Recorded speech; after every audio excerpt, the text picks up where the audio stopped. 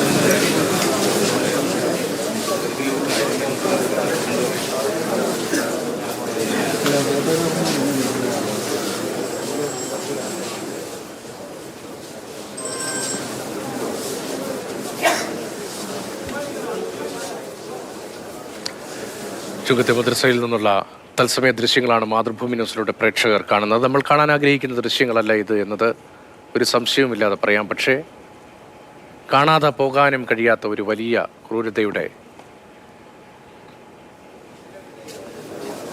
ഷഹബാസിന് വിട പറയുന്ന ആ നാട്ടുകാർ, അവൻ്റെ കൂട്ടുകാർ, അവരുടെ കരച്ചിൽ ചുങ്കം മദ്രസയിൽ നമ്മൾ അത് മാത്രമേ കാണുന്നുള്ളൂ. 5 വിദ്യാർത്ഥികൾക്ക് നേരെ കൊലക്കുറ്റം ചുമത്തിയിട്ടുണ്ട്. 5 വിദ്യാർത്ഥികൾക്കെതിരെ നിയമ നടപടികൾ ആരംഭിച്ചിട്ടുണ്ട്. പ്രായപൂർത്തിയാക്കാത്ത കുട്ടികൾ എന്ന നിലയിൽ തന്നെ ജുവനൈൽ ജസ്റ്റിസ് ബോർഡ് ഉൾപ്പെടെയുള്ള നിയമ സംവിധാനങ്ങളിലൂടെ ആയിരിക്കും തുടർ നിയമ നടപടികൾ ഉണ്ടാവുക. അതേസമയം ഈ സംഘത്തിൽ പുറത്തു നിന്നുള്ള ആളുകളും ഉണ്ടായിരുന്നു എന്നതാണ് ഷഹബാസിൻ്റെ അമ്മാവൻ ഉൾപ്പെടെ, ഇന്നലെ അച്ഛനും ഇന്നലെ പിതാവും അത് പറയുന്നുണ്ടായിരുന്നു ഉൾപ്പെടെ പറയുന്നത്. പക്ഷേ അക്കാര്യത്തിൽ ഇതുവരെയും ഒരു സ്ഥിരീകരണം പോലീസിന് ലഭിച്ചിട്ടില്ല എന്നതാണ് ലഭിക്കുന്ന വിവരം. സംഘത്തിലുണ്ടായിരുന്ന പുറത്തു നിന്നുള്ള ആളുകൾ, അവരെക്കുറിച്ചുള്ള വിവരങ്ങൾ ഒക്കെ ഇനി പുറത്തേക്ക് വരേണ്ടതുണ്ട്. മുഹമ്മദ് ഷഹീദ് അത്യന്തം വാക്കുകൾ കൊണ്ട് നമുക്ക് പറയാൻ കഴിയാത്തൊരു അന്തരീക്ഷമാണ്. വാക്കുകളാൽ വിവരിക്കാൻ കഴിയാത്ത ചിലത് നമ്മുടെ ജീവിതത്തിന് മുന്നിൽ വന്ന് നിൽക്കുമ്പോൾ നമുക്ക് എന്ത് ചെയ്യണമെന്നറിയാതെ പകച്ചു പോകും. കേരളത്തിനാകെ ഇന്ന് അങ്ങനെയാണ്.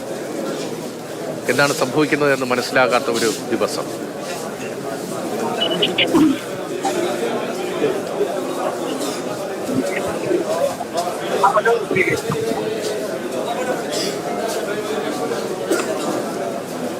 ഷഹീദ്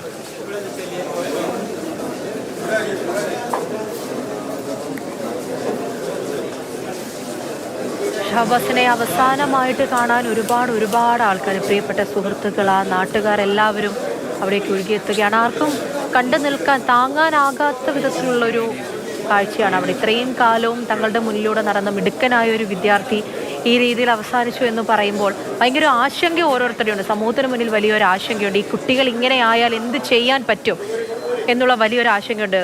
കുറേ കാലമായിട്ട് നമ്മൾ കേൾക്കുന്നതാണ് വിദ്യാർത്ഥികൾ തമ്മിലുള്ള സംഘർഷത്തെക്കുറിച്ച്.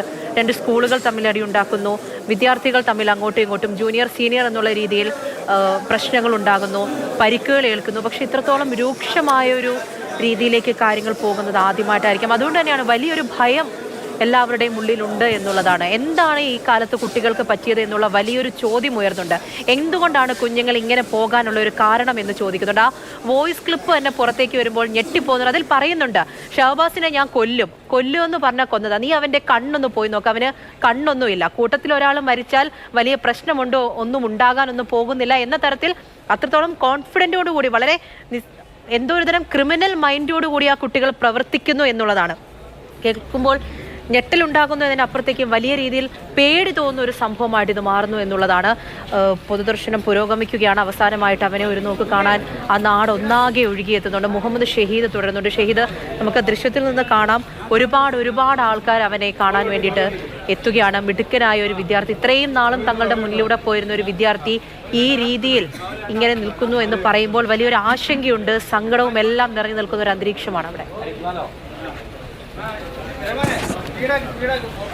തീർച്ചയായും ഉള്ളുലയ്ക്കുന്ന കണ്ടു നനയ്ക്കുന്ന സങ്കട കാഴ്ചകളാണ് ഈ കടവൂർ മദ്രസ അങ്കണത്തിൽ. അവിടെയാണ് പൊതുദർശനം ഇപ്പോൾ നടക്കുന്നത്. അവിടെയുള്ളത് നിരവധിയായ നൂറുകണക്കിന് ആളുകൾ അവസാനമായി ഒരു നോക്ക് കാണാൻ ഷഹബാസിനെ കാണാൻ എത്തുന്നുണ്ട്. അതിലേറ്റവും പ്രധാനം അവൻ പഠിച്ച സ്കൂളിലെ ഹെംജെ ഹൈസ്കൂളിലെ അവൻ്റെ സഹപാഠികളാണ്. 10ാം ക്ലാസ് വിദ്യാർത്ഥികൾ തന്നെയുണ്ട്, നൂറുകണക്കിന് പേർ. അവർ നിരവധിയായ പേർ ഇവിടെ എത്തി. അത് കണ്ണ് നനഞ്ഞുകൊണ്ട് അലമുറയിട്ട് നമ്മൾ ഷഹബാസിനെ എൻ്റെ അടുത്ത് എത്തിയപ്പോഴുള്ള ദൃശ്യം നമുക്ക് കാണാൻ കഴിഞ്ഞിരുന്നു. ആൺകുട്ടികളും പെൺകുട്ടികളും ഉൾപ്പെടെയുള്ളവർ. കാരണം അവരോടൊപ്പം കഴിഞ്ഞ 3 വർഷക്കാലം ഹൈസ്കൂൾ കാലയളവ് മുഴുവൻ എംജെ ഹയർ സെക്കൻഡറി സ്കൂളിൻ്റെ അങ്കണത്തിൽ ഒരുമിച്ച് കളിച്ച് പഠിച്ച് വളർന്നവനാണ്. അവസാനം SLC 10ാം ക്ലാസ് എത്തി. 10ാം ക്ലാസ്സിൽ വലിയ പ്രതീക്ഷയോട് കൂടിയിട്ട് പഠനത്തിന് വേണ്ടി ഒരുങ്ങി. മോഡൽ പരീക്ഷ കഴിഞ്ഞു. നല്ല മാർക്ക്. കഴിഞ്ഞ ദിവസമാണ് മോഡൽ പരീക്ഷയുടെ മാർക്ക് ലിസ്റ്റൊക്കെ വിദ്യാർത്ഥികൾക്ക് വിതരണം ചെയ്തത്. സ്കൂളിലെത്തി മാർക്ക് ലിസ്റ്റ് വാങ്ങി മോശമില്ലാത്ത മാർക്ക് കരസ്ഥമാക്കിയിരുന്നു ഷഹബാസ്. അങ്ങനെ അധ്യാപകർക്ക് വലിയ പ്രതീക്ഷയായിരുന്നു. പിന്നീട് ചെറിയൊരു ഗ്യാപ്പ്, കുറച്ച് ദിവസങ്ങളുടെ ഗ്യാപ്പിന് ശേഷം SLC പൊതുപരീക്ഷ അടുത്ത ദിവസം മറ്റന്നാൾ തുടങ്ങാനിരിക്കുകയാണ്. അതിനുവേണ്ടിയുള്ള തയ്യാറെടുപ്പുകൾ നടത്തിക്കൊണ്ടിരിക്കുകയാണ്. അതിനിടെയാണ് വളരെ അപ്രതീക്ഷിതമായി, ഒരിക്കലും സംഭവിക്കുമെന്ന് വിദൂരമായ ദുസ്വപ്നങ്ങളിൽ പോലും സംഭവിക്കാത്ത രീതിയിൽ ഒരു യാത്രയപ്പ് പരിപാടിക്കിടെ ഉണ്ടാകുന്ന, ട്യൂഷൻ സെൻ്ററിലെ യാത്രയപ്പ് പരിപാടിക്കിടെ ഉണ്ടാകുന്ന സംഘർഷം. അതും ഷഹബാസ് ആ ട്യൂഷൻ സെൻ്ററിൽ പഠിക്കുന്ന വിദ്യാർത്ഥിയല്ല. അത് പിന്നീട് ഈ വിദ്യാർത്ഥികൾക്കിടയിൽ കഴിഞ്ഞ കുറച്ചു കാലങ്ങളായി നമ്മൾ കുറേ നേരമായി ചർച്ച ചെയ്യുന്നത് പോലെ ഈ സംഘം തിരിഞ്ഞുള്ള ഈ പരസ്പരമുള്ള ഏറ്റുമുട്ടൽ ഉള്ള ഒരു രീതി, ഒരു ശീലമുണ്ട് വിദ്യാർത്ഥികൾക്ക്. അതിനുവേണ്ടി ഈ ട്യൂഷൻ സെൻ്ററിലുള്ള ചെറിയ ഒരു വാക്കുതർക്കവും അസ്വാരസ്യവും അതിനുവേണ്ടി ഉപയോഗിക്കുന്നു. അതവിടെ ട്യൂഷൻ സെൻ്ററിലും ഒത്തുതീർത്ത ആ ഒരു തർക്കം പിന്നീട് വിദ്യാർത്ഥികൾ തമ്മിൽ വാട്സപ്പ്, ഇൻസ്റ്റഗ്രാം ഗ്രൂപ്പുകളിലൂടെ വലിയ തർക്കമായി, പോർവിളികളായി മുഴങ്ങുകയും അത് ഏറ്റുമുട്ടലിലേക്ക് എത്തുകയും ചെയ്യുന്നു. അതിലും തീർന്നില്ല എന്നുള്ളതാണ്. ഏറ്റുമുട്ടൽ നടന്നു. ഏറ്റുമുട്ടിയ വിദ്യാർത്ഥികളെ അധ്യാപകരും നാട്ടുകാരും അവിടെയുള്ള ട്യൂഷൻ സെൻ്ററിലെ ഉത്തരവാദിത്തപ്പെട്ട ആളുകളുമൊക്കെ അവിടുന്ന് തിരിച്ചയക്കുന്നുണ്ട്. അവിടുന്ന് 2 സ്ഥലങ്ങളിലായി സംഘർഷം ഉണ്ടാകുമ്പോൾ തിരിച്ചയക്കുന്നുണ്ട്. പക്ഷേ അപ്പോഴും ഷഹബാസിന് ഈ തരത്തിൽ അതിമാരകമായ രീതിയിലുള്ള മർദ്ദനവും ഏറ്റിരുന്നു എന്ന് ആ ഘട്ടത്തിൽ ആർക്കും തിരിച്ചറിയാൻ കഴിഞ്ഞിരുന്നില്ല. ഒരുപക്ഷെ ആ മർദ്ദിച്ച സംഘത്തിന് ഒഴികെ ആ വിദ്യാർത്ഥി ഇവരുടെ ഓഡിയോ ശബ്ദ സന്ദേശമൊക്കെ നമുക്കതാണ് മനസ്സിലാക്കി തരുന്നത്. അതായത് നെഞ്ചൊക്കെ ഉപയോഗിച്ച് മർദ്ദിച്ചു എന്നാണ് ഇപ്പോൾ ഏറെക്കുറെ ഉറപ്പായിരിക്കുന്നത്. അല്ലെങ്കിൽ അതുപോലെ സമാനമായ രീതിയിലുള്ള ഒരു ഇരുമ്പ് ആയുധം ഉപയോഗിച്ച് അങ്ങനെ ഷഹബാസിന് മർദ്ദനമേറ്റിരുന്നു എന്ന് ആ മർദ്ദിച്ച വിദ്യാർത്ഥി അല്ലെങ്കിൽ വിദ്യാർത്ഥികൾ ആ കൂട്ടത്തിന് അറിയാമായിരുന്നു എന്ന് വേണം നമുക്ക് മനസ്സിലാക്കാൻ.